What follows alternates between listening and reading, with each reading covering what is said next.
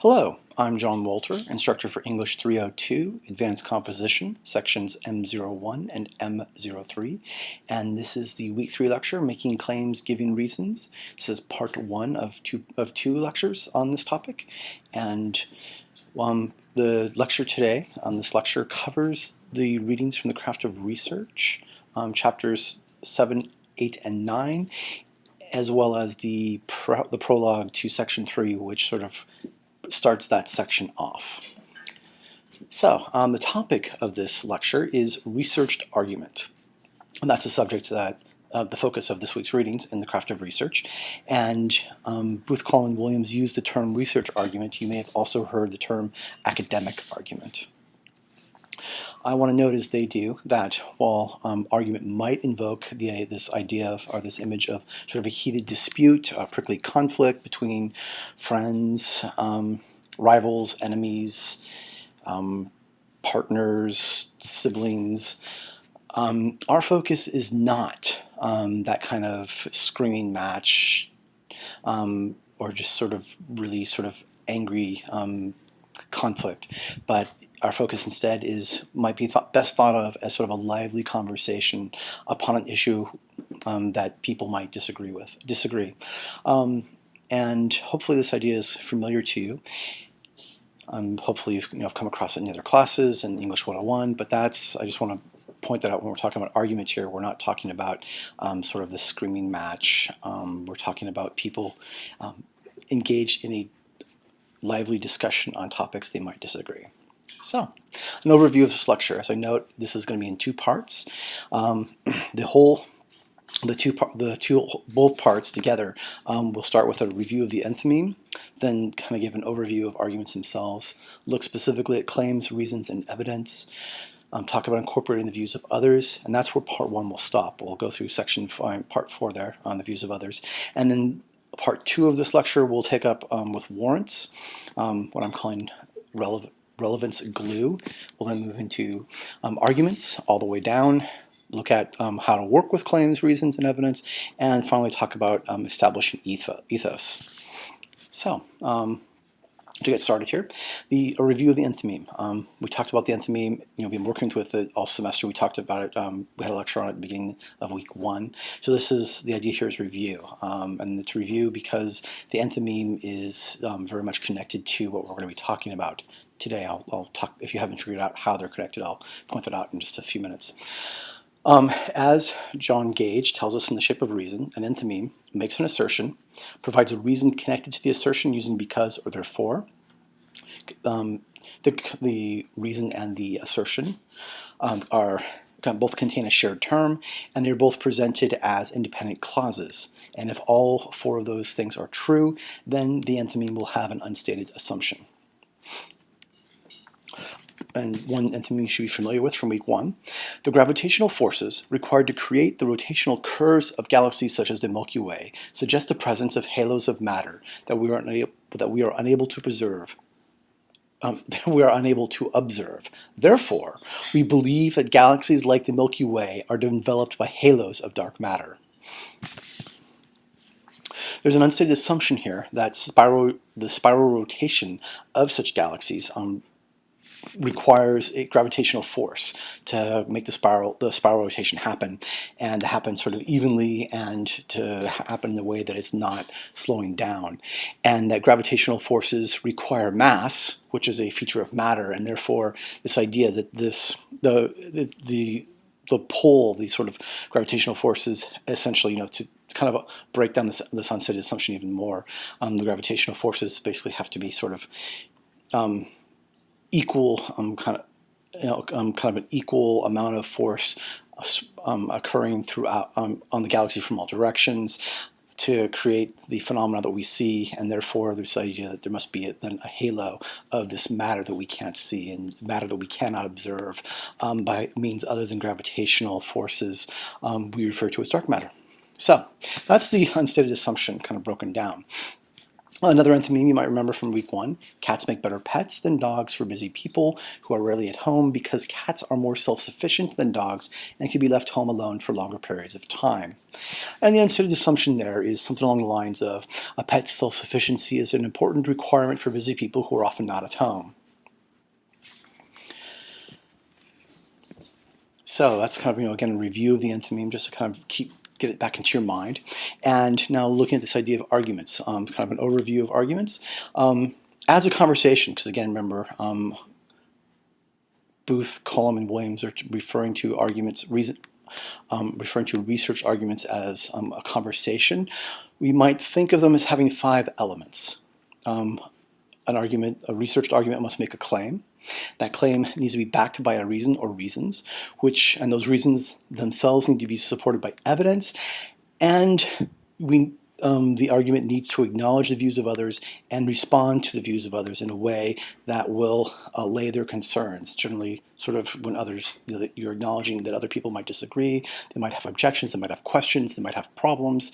They might sort of say, well, what about this instance, that instance? What happens if this happens?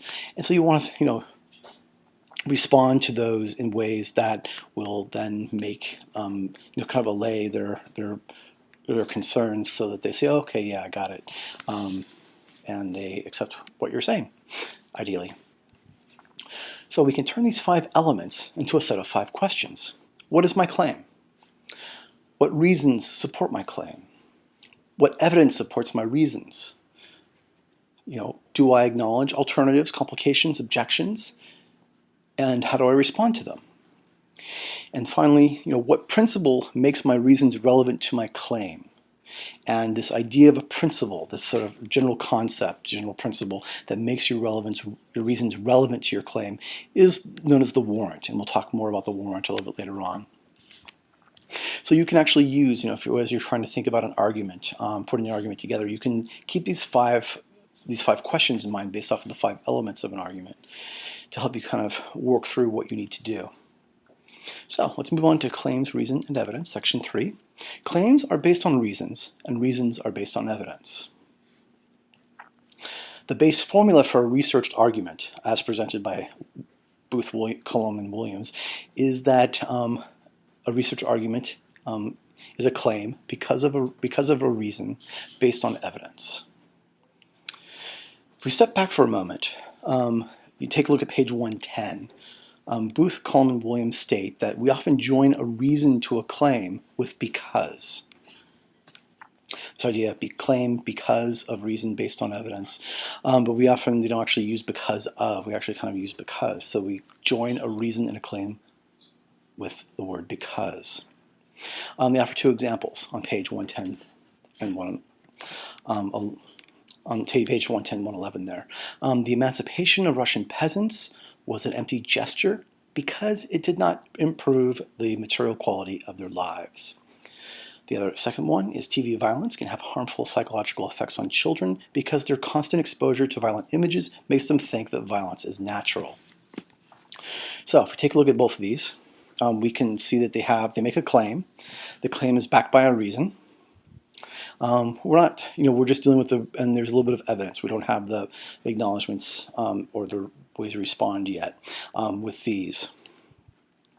But I want to, so we take a look at that. We see, there's a claim, there is a reason, and there is a bit of evidence.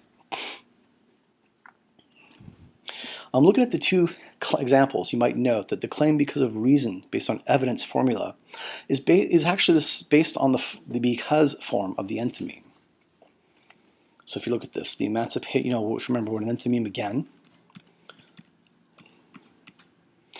makes an assertion, has a reason connected to the assertion using because or therefore.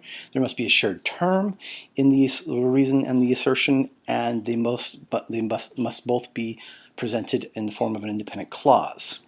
So we come back here. The emancipation of Russian peasants was an empty gesture. There's a claim. Because it did not improve the material quality of their lives. There's a reason connected to the claim by the use of the word because. And you might note that both before the the emancipation to gesture is an independent clause, and it did not improve the material quality of their lives is also an independent clause. So we have a claim, we have a reason, we have an assertion, we have a reason. Both the assertion and the reason are presented in the form of independent clauses, and they are connected to each other by the use of the word because or therefore. And finally, they have a shared term. The shared term, the emancipation of the Russian peasants, was an empty gesture because the emancipation of the Russian peasants was not, did not improve the material quality of their lives. The it as a pronoun represents the emancipation of Russian peasants. So what we've got here, actually, this sort of basic formula example, this example of their basic research or the basic argument formula is an enthymeme. Same with the TV violence. You can go through that one as well, and you can see that it too is an enthymeme. So I wanted to point this out. The important thing to note here is that the claim because of reason, based on evidence, has an enthymeme in at its core, and the difference is that what they're presenting to us actually adds this notion of you must have evidence as well as the claim plus the reason. And if you actually were to go look at sort of how enthymemes have been used since the time of Aristotle, there's always there's the assumption that evidence is involved of some sort. But so what all this is really doing is making explicit the need for evidence as well, and actually this kind of argumentative formula that Booth, Williams, and Cullum are giving us is what's known as Tolman argument, or Tolman method. You don't need to remember that name, but it is sort of a formal argumentative theory developed by someone by the name of Stephen Tolman. And Tolman basically was trying to take the idea of the enthymeme and make it more explicit, kind of break out.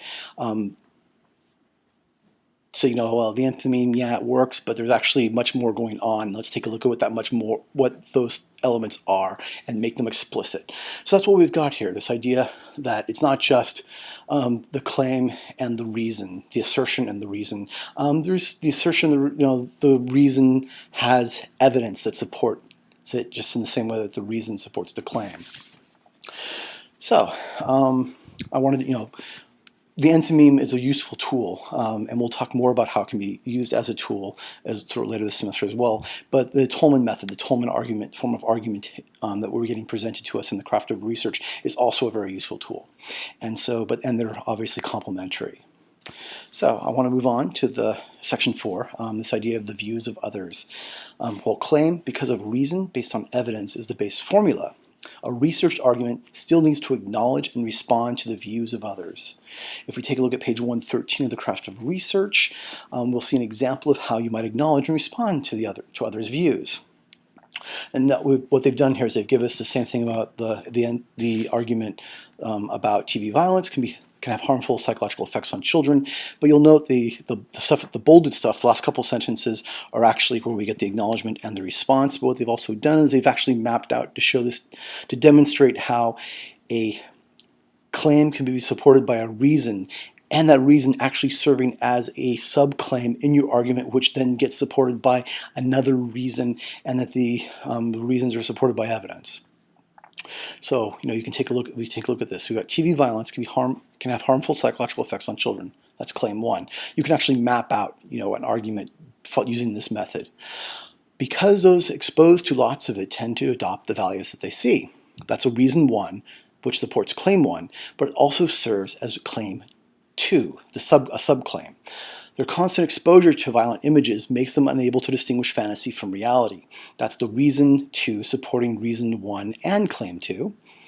And then Smith found that children ages 5 to 7 who watched more than 3 hours of violent television a day were 25% more likely to say that most of what they saw on television was really happening. That's evidence supporting reason 2. So you can see we have evidence supporting each of the reasons, and those reasons supporting claims, and sometimes those claims actually being reasons supporting other claims, all supported by evidence. And then we get the acknowledgement of other people's views. Of course, some children who watch more violent entertainment might already be attracted to violence. That's an acknowledgement. That's an objection someone might raise. Someone might say, you're arguing causality. That you're saying that, hey, children watch television and because of that, they're getting accustomed to violence. It could be that they're actually accustomed to violence and enjoy violence to begin with, which is why they watch television. So that's an objection someone might raise. And this is acknowledging that. And then it gives us a refutation. It responds to that acknowledgement, it responds to that possible objection. Jones found that children with no predisposition to violence were attracted to violent images as those with a violent history. So this idea, yeah, but we're finding that children are just drawn to violence, whether or not they have whether they have a history of violence or a history with violence. So yeah, it's not that it doesn't matter whether children are attracted to violence because they enjoy violence and have exposure to violence, or they're just taking in violence. It has the same effect. And so that's, you can see there how in just this one paragraph we have multiple claims supported by multiple reasons, supported by evidence, followed with some acknowledgement and a response. And again, you can actually map out your own arguments in this way. Okay, that's the end of part 1. So again, there is a second part to this lecture, which follows up with the other issues. And if you have questions, please ask. Remember, we have the discussion forums in Blackboard that you can ask in. You can also raise issues in your weekly discussions when appropriate. And so thank you.